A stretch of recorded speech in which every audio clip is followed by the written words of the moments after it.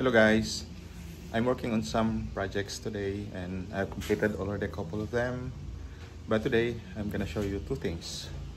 One is yung ito. This is a folding trolley na gagamitin namin sa feeding program ng New Life, ng church, which where I'm a volunteer. So, it will be very compact. Kasya dito yung dalawang food canister na dalawa. So, meron siyang handle na ganito. Yan, na napo-fold. So, I'll be using that hinge there, those hinges. Tapos meron siyang gulong na dalawa. So, this is very heavy duty. And nakita ko sa inyo kung paano gumawa ng mag-powder coat nang walang oven. So, meron akong powder coating machine. And wala lang akong oven. And besides, mga ganito kalaki, medyo mahirap siya. So, in-apply ko ito kahapon. And yan. Matibay siya. And the good thing about powder coating is kapag GI coated, hindi dikit yung ordinary pintura. But with powder coating, okay lang, didikit siya. So, kailangan mo lang linisin and prepare. And it's okay. So, ito yun. Ito, bago yun. May coating pa yan, may zinc pa yan para tumikit siya. So yeah, assemble natin. So this is how I cut them. So this one is 30 inches long. Yan, 30 inches long. So, yung lapad naman niya is yan, 12 inches yan. So, yan, this is 12. So, ganyan ginawa ko kasi ang hirap nung kakat ka ng 45. And ito naman yung magiging chassis niya. Yan. So yung longer member niya is ito yung dalawa para matibay. Tapos ito yung horizontal niya. So it's a ladder frame. And then dito niya nilalagay yung gulong. Yeah, ito isa dito is steerable siya. So nagsiswivel siya ganyan. Tapos yung final nito is lagyan ko siya ng malipis lang na plywood. Yun yung magiging sacrificial na part niya.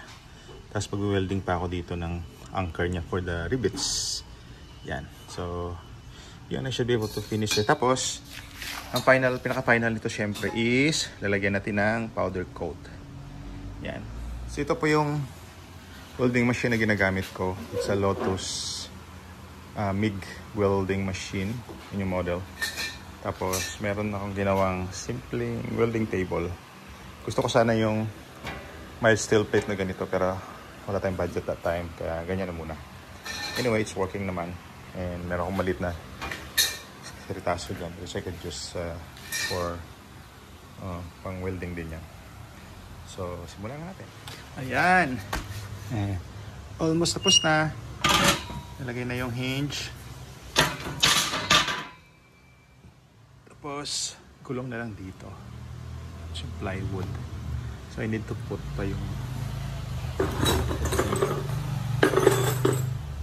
yan, para ma-rivets yung plywood. Yan. So nice.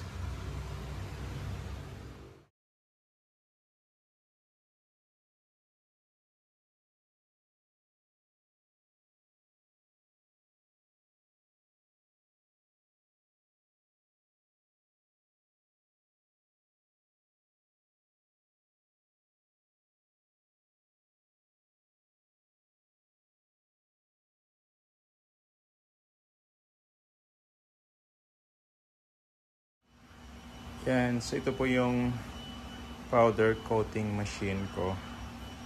Yan. So ito yung pinaka electronic niya, controller. Tapos ito yung foot switch, power cord. Ito yung ground na dinidikit mo sa bakal. Tapos dito kinoconnect yung compressor. May ako maliit na compressor. And dito naman nilalagay yung powder. So meron akong lagay dito na gloss black yung kulay niya. Sorry, hindi ko na video kanina pag-apply. Pero ito na yun. Kukonek mo lang siya dito. Tapos i-spray mo siya. And then didikit yung pintura. So, hindi pa siya naka-cure. Yan. Yung ginagamit ko naman, I find very effective is yung LPG. Yung init niya tama lang. I don't have the thermometer, pero yung init niya tama lang. Kasi I've tried butane, masyadong mainit at masusunog yung pintura. But apparently, yung torch nitong LPG, yan, ito siya. Yung temperature just enough para maluto yung powder coating machine. Yung powder paint pala. At yun nga yung resulta yung pinakita ko kanina. And yan, pintura ko muna siya bago ko lagay yung gulong. And pag na-dry na, saka ko siya i-weld ulit. I-retouch ko na lang. So I think that should be fine. So simulan natin yung pag-gulong. So na yung torch, na-adjust naman yun dito. Pwede mo lang kasi hinaan. Yung tamang apoy lang. Ang medyo nakadikit yung blue flame. Ibig sabihin mainit yun tulad yan. So makita mo medyo magaspang yung pintura. Pag na-cure na yun tulad yan, kumikitab na siya, kikita mo yun. Yan. Ibig sabihin luto na yan. Medyo babad mo siya ng konti. Siguro mga few seconds. Tapos pagka mainit na siya, yan. Kita mo kumikintab. Ibig sabihin natutunaw yung paint. And it's already curing. So pantayin natin sa kabila. Maganda medyo pataas. Kasi yung heat naman pupunta ng taas eh. So makikita ninyo na kumikintab na siya, diba? So kapag lumamig na yan, okay na yan. Nag-cure na siya. So hindi mo kailangan ng oven to effectively use ang powder coating, powder paint. All you need is a LPG and tapos ay torch katulad nito, and maluluto naman siya. So yan, tuloy lang natin yan, ganyan, dandan. Makikita mo naman na yan, kita niyo habang umiinit naluluto siya, kumikintab. Maganda pagka gloss yung paint kasi makikita mo yung difference. Pag hindi kasi gloss yung paint, mahirap siyang distinguish kung luto na ba siya o hindi. So konting tiyaga lang. Makikita ninyo, and it's really fun. Medyo dikit niya para yung, wag naman dikit syempre, yung lapit nyo lang, that is, otherwise matanggal yung pintura. Yan, don't let it touch. So yan, tapos na po yung sa may handle niya, makikita niya yung tab, diba? Again, maganda yung contrast. Hindi pa siya.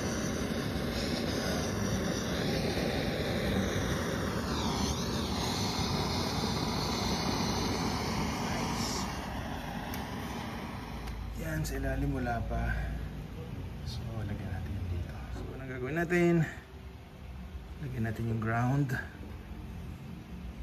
Yan. Tapos saksak. Ito. Dapat naka-on yung compressor. Tapos ito na. Apakan mo lang tong foot switch. Itong foot switch. Ito. Siya na yan. Ito.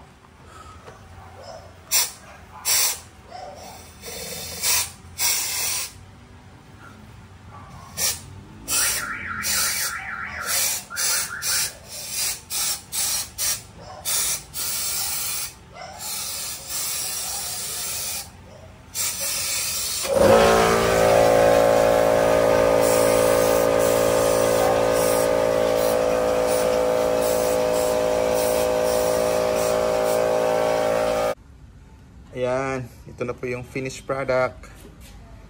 Ayan. Maayos po yung pintura, dikit na dikit. Ayan. Ayan. Tapos yung gulong, ayan, nilagay ko siya. Na-welding na rin yan. Dito sa baba. Kita nyo dito. Ayan. Ang hirap kasi mag-powder coat pag may gulong. So, huli ko siyang nilagay. And in fact, yung sa ilalim dito, hindi ko na yung pinowder coat. Spray na lang. Anyway, hindi naman siya masyadong nagtatouch ng mga bagay-bagay. Tapos yung pinakahuli is lalagyan natin siya ng rivets. At ito yon. Yan, ganyan.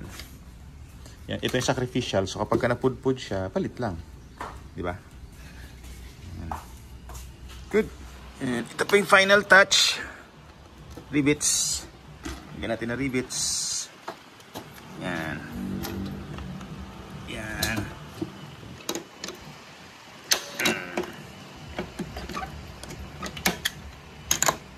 Ito na po yung foldable trolley. Yan, napo-fold dyan. One piece na lang po siya. Hindi na po yung unang prototype. Tapos, pinaka-importante, hindi na siya maingay. Yan, ito na yung gulong niya. So, mayroon palang ganyang kalaking gulong. 3 inches na rubber. Hindi na po siya plastic. So, naka-rivets po siya. Yun. Diba?